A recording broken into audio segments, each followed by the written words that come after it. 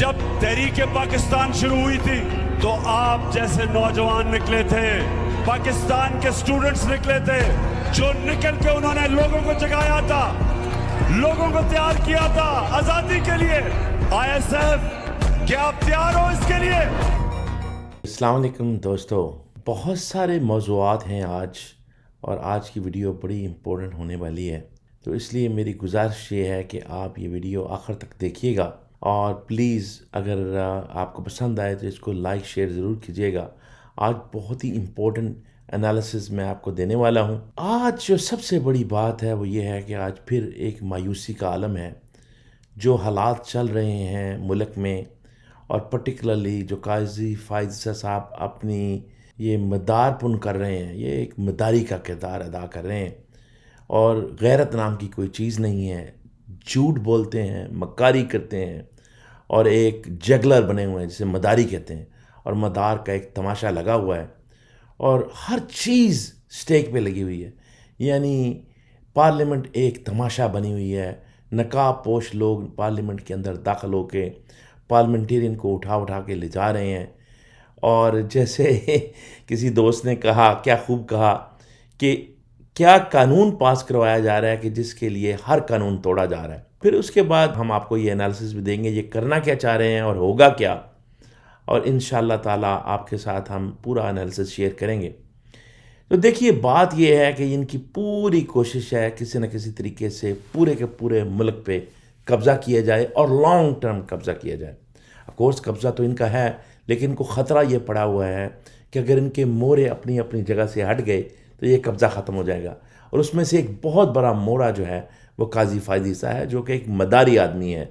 और बड़े अफसोस की बात है कि हो वो चीफ़ जस्टिस किसी मुल्क का, और वो एक जगलर हो, झूठ बोले और मक्कारी करे, और अपने फ़ायदे के लिए हर किस्म का जो मुल्की और कौमी फरीज़ा है उसको बिल्कुल दबरदूज कर दिया जाए। तो वो बात है ना कि वो एक्चुअली कुरान की आयत मुझे याद आ गई कि वो मकरू मकर अल्लाह है वल्लाहु खैरुल माकिरीन। ये भी प्लान बनाते हैं, और मेरा अल्लाह भी एक प्लान बनाता है, और बेशक अल्लाह बेहतरीन प्लानर और स्ट्रेटजिस्ट है। तो आप ये याद रखिए कि ये प्लान बनाते रहेंगे, और पहले भी अल्लाह ताला ने इनके प्लान्स को तबाह बर्बाद किया, इनके प्लान को इनके ही ख़िलाफ़ कर दिया, और इंशाअल्लाह अभी भी अगर आपको नज़र नहीं आता तो नज़र आना शुरू होगा। उसकी वजह ये होती है कि घटाटूब अंधेरे के फ़ौरन बाद रोशनी की एक किरण आती है, और उसके बाद फिर रोशनी सारी फैल जाती है। और अल्लाह फरमाते हैं वकुल जाउल हक़्क़ा व ज़हक़ल बातिल इन्नल बातिला काना ज़हूक़ा, कि बेशक फरमा दीजिए हबीब सल्लल्लाहु अलैहि वसल्लम कि हक़ आ गया और बातिल मिट गया, और बेशक बातिल मिटने ही के लिए है। तो ये उन दोस्तों के लिए ये दो आयत है। और फिर आखिरी इसमें आयत ला तक़नतू मिन रहमतिल्लाह, अल्लाह की रहमत से बिल्कुल भी नाउम्मीद मत हो।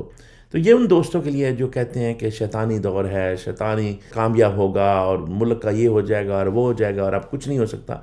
बड़े बड़े वो दोस्त बेचारे जिनको बड़ी बड़ी उम्मीदें थीं, वो उम्मीद ना सिर्फ छोड़ बैठे हैं, बल्कि हमें भी कहते हैं कि आप छोड़ें, या किस काम पे लगे हुए हैं, तो इस मुल्क का कुछ नहीं होने वाला। देखिए, यही जुल्म की इंतहा होती है कि सेन लोग जिनकी सैनिटी प्रिवेल करनी चाहिए, उन्हें हक़ के लिए खड़ा होना चाहिए, वो बिल्कुल नाउम्मीद होकर घर बैठ जाएं।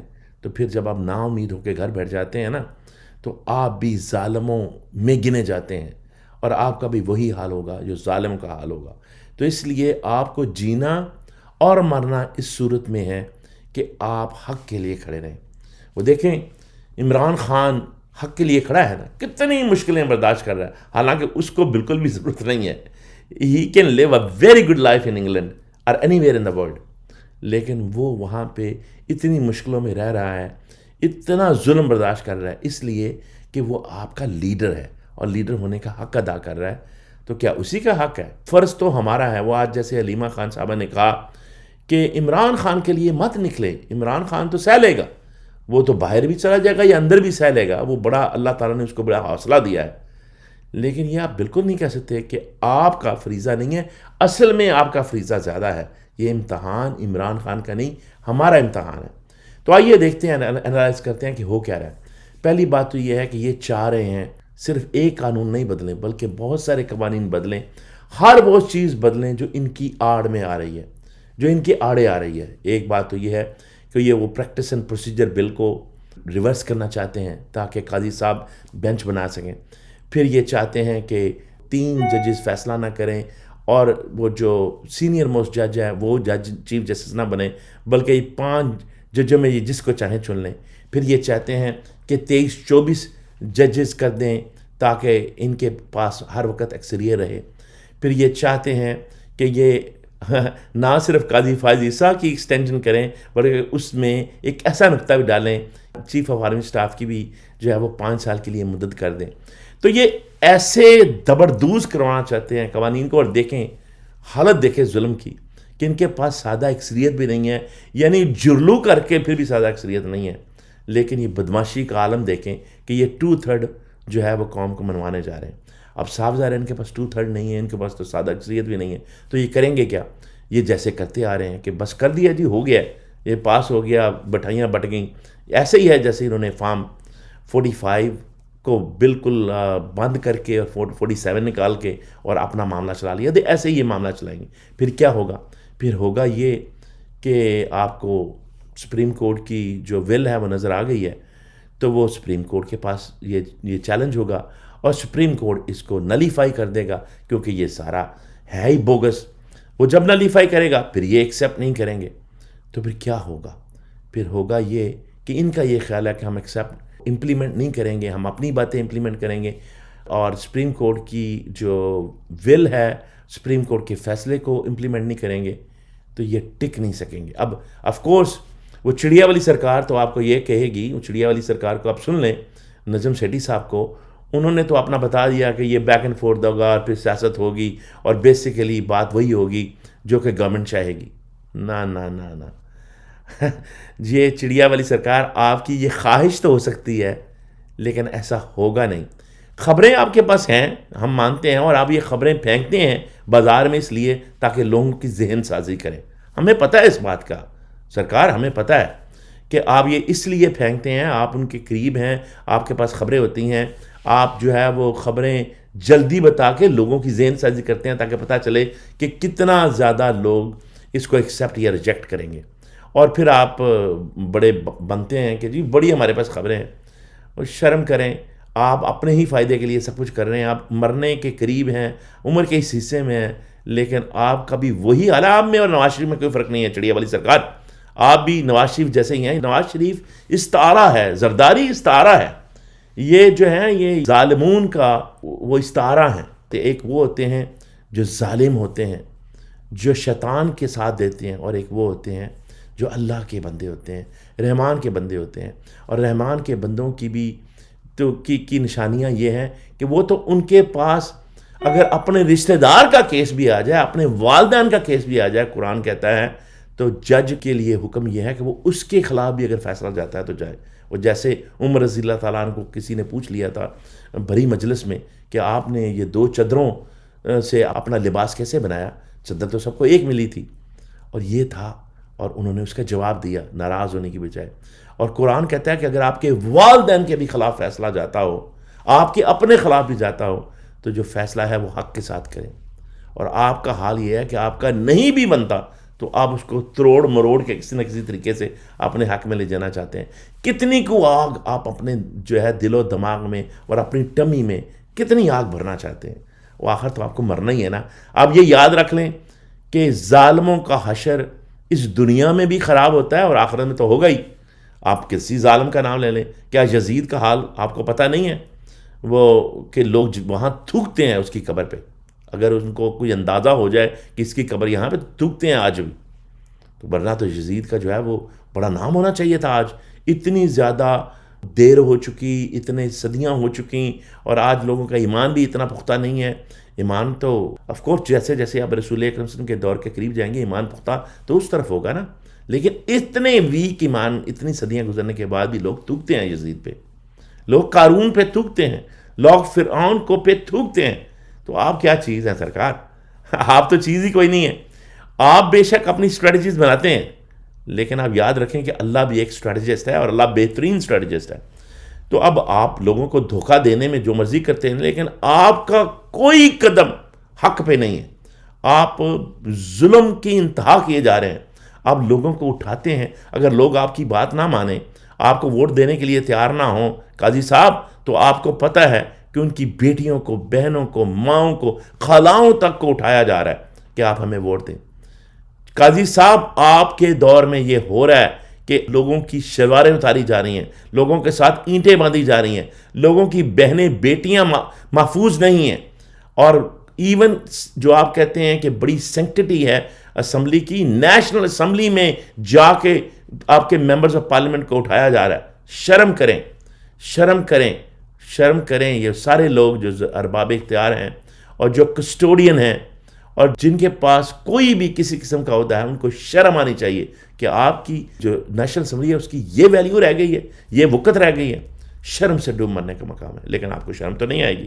لیکن میں آپ کو بتا رہا ہوں، آپ جو مرضی کر لیں، پہلے تو یہ آپ کے پاس نمبر ہے ہی نہیں، اور پھر اگر آپ نے لوگوں کو دھونس دھاندلی کر کے نمبر بنا بھی لیے تو سپریم کورٹ کا کلیئرٹی آ چکی ہے الیکشن کمیشن کو، اور الیکشن کمیشن ڈھیٹ ہے، وہ پھر کوئی نہ کوئی بہانہ بنا لے گا. ہم اتنے سادہ نہیں ہیں. لیکن پھر کیا ہوگا؟ آپ جو ہے وہ مذاق میں ایک اگر بنا بھی لیں گے، پہلے تو آپ کے پاس نمبر پورے نہیں ہیں، یہ چڑیا والی سرکار بھی کہہ رہی ہے. اور اگر آپ نے لوگوں کو دھونس دھاندلی کر کے آپ لے بھی آئے تو نمبر تو پورے ہوں گے پی ٹی آئی کے لوگوں کی وجہ سے، جن کی دھونس دھاندلی سے آپ نے پکڑا ہوا ہوگا، جن میں سے بہت سارے بیچارے لوگ بھاگے ہوئے ہیں، بیرون ملک بھی بھاگے ہوئے ہیں، اور کچھ لوگ انڈر گراؤنڈ ہیں.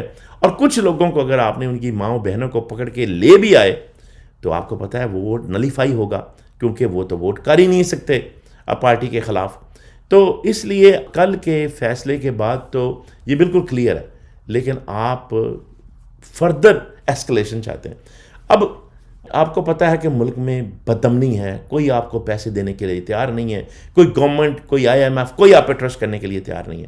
تقاضا تو اس چیز سے یہ ہے کہ آپ بدامنی کو چھوڑیں اور امن پیدا کریں، سٹیبلٹی پیدا کریں، پولیٹیکل سٹیبلٹی پیدا کریں. اس لیے تو خان صاحب نے 2 سال پہلے آپ کو کہا تھا میرے ساتھ آگے بیٹھ کے بات کر لیں اور مجھے کنونس کر دیں کہ آپ سٹیبلٹی لے آئیں گے تو میں ہٹ جاتا ہوں رستے سے.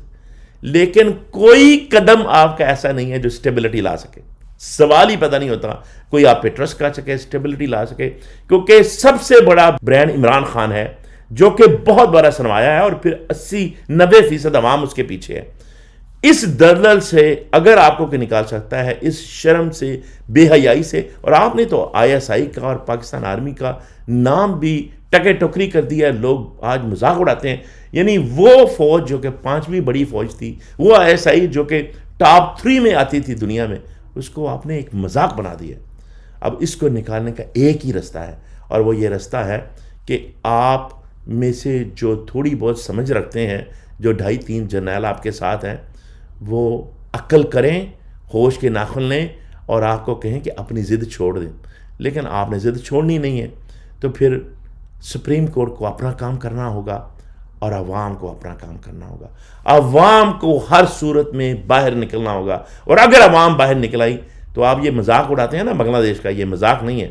پھر آپ کا بنگلہ دیش سے زیادہ برا حال ہوگا اور آپ کو بھاگنے کا رستہ بھی نہیں ملے گا. قاضی صاحب اور نظام الدین صاحب، چودھری صاحب، آپ کو موقع بھی نہیں ملے گا.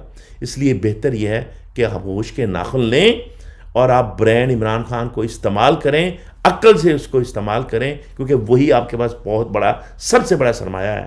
اور پھر معافی مانگیں اور اصلی راہ پہ آ جائیں. پھر آپ اپنا لیں ایاک نعبد و ایاک نستعین کا رستہ. اور ابھی بھی موقع ہے، تھوڑا سا موقع ہے سمجھنے کا اور ساتھ چلنے کا. لیکن اگر آپ نے یہ موقع بھی گوا دیا تو پھر آپ دیکھ لیجئے گا، آج میری بات لکھ کے رکھ لیں کہ آپ کا حشر یہاں بھی برا ہوگا تھوڑی دیر میں. یہ بالکل چند دنوں کی بات ہے، چند مہینوں کی بات ہے، سالوں کی بات بھی نہیں ہے. اور قوموں کی زندگی میں تو سال بھی کچھ چیز نہیں ہوتے. تو انفارچونیٹلی پاکستان کے لیے ہے تو تھوڑا اور ٹرمائل، لیکن آپ کو باہر نکلنا ہوگا، آپ کو حق کے ساتھ کھڑا ہونا ہوگا. کیونکہ اگر آپ حق کے ساتھ کھڑے، اگر آپ کو موت بھی آ گئی تو کم از کم آپ اپنا چہرہ تو دکھا سکیں گے کہ ہم حق والوں کے ساتھ تھے. نہیں تو پھر آپ کا حشر یہاں بھی برا اور آخرت میں بھی برا. اللہ تعالیٰ ہمیں معاف فرمائے. اور اللہ تعالیٰ ہمیشہ حق کے ساتھ ہے. حق کے ساتھ کھڑے رہیں. اللہ تعالیٰ آپ کو کامیابی دے گا انشاءاللہ.